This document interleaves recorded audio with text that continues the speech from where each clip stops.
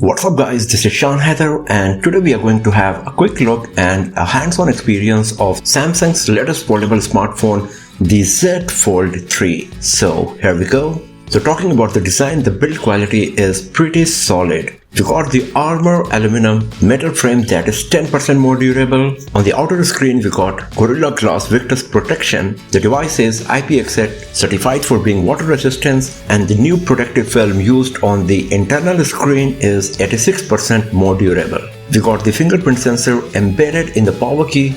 Right above it there are volume rockers. The back panel is very minimalistic and comes with matte finish and the camera module. We got a bit of bump on the camera module. At the bottom we got the USB Type-C port, microphone, a bottom fat-on speaker along with the antenna lines. The hinge is very flat and comes with the Samsung branding that attracts lots of fingerprints and smudges. And Samsung claims that the Z Fold 3 can be folded, unfolded up to 200,000 times, that is opening and closing the device for more than 100 times a day for 5 years. And then at the top we got the top firing speaker along with multiple microphones. So we got the Dolby Atmos stereo speaker setup on the Z Fold 3. The device is 11 grams lighter and 0.5 mm thinner compared to the previous generation of Z Fold smartphone. We also got the SIM card tray slot, but Samsung is not providing any memory card slot on this device. On the outside we got a 6.2-inch screen, and once unfolded we got a 7.6-inch Super AMOLED display with 120Hz refresh rate. The PPI you will get on the internal screen is 374, and that is quite nice even though it is slightly less than compared to the other flagship smartphones available in the market. The crease in the center of the screen is reduced a lot and it gets visible only from some particular angles, and if you look at the screen straight from the front side then the crease is nearly invisible, and this is another improvement from the previous generation of the Samsung Galaxy Z Fold. The Z Fold 3 comes with two front-facing camera. One of them is a 4 megapixel under display camera and another one we got on the external screen with 10 megapixel. The PPI supporting the under display camera on the screen is very low, so the camera module is clearly visible most of the time, and when it is hidden because of the low PPI you can see pixels easily on the part of the screen where there is the under display camera. Talking about the hardware specs, the Z Fold 3 is the first flagship of Samsung that comes only with the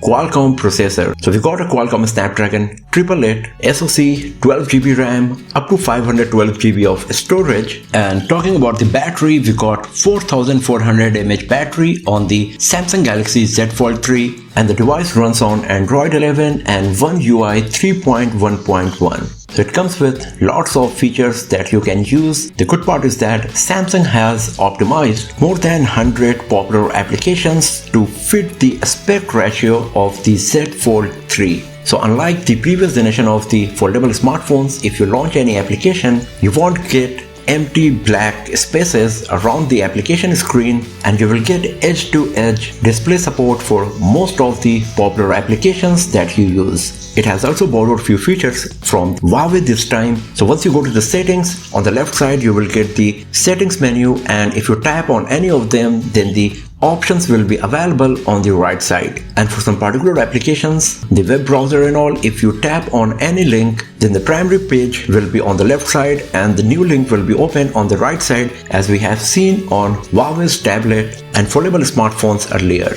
And Samsung Galaxy Z Fold 3 also provides the option to move the applications from the internal screen to the cover screen. If you turn on this feature, then whatever application you are using on the primary internal screen, and if you fold the device then the application will move to the secondary screen, so you can keep using it on a slightly smaller screen in the folded condition. The secondary cover screen is a full-fledged screen that works exactly like the primary screen. You can even launch the camera app on the cover screen to use both front and the rear camera, and all of the features are available on the cover screen as well, unlike what we have seen on the Z Flip 3 that supports only switching between the photo and video mode and switching between the 1x zoom to the wide angle. Talking about the camera, we got the triple rear camera setup. So we got a 12 megapixel primary camera, 12 megapixel ultra wide angle lens and 12 megapixel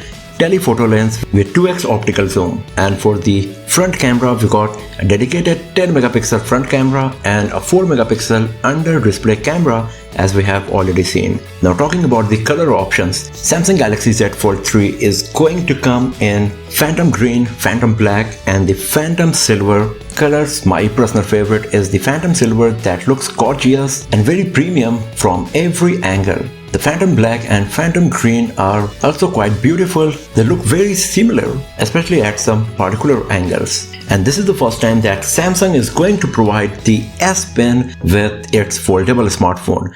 So the Z Fold 3 is going to come two different variants of the S Pen.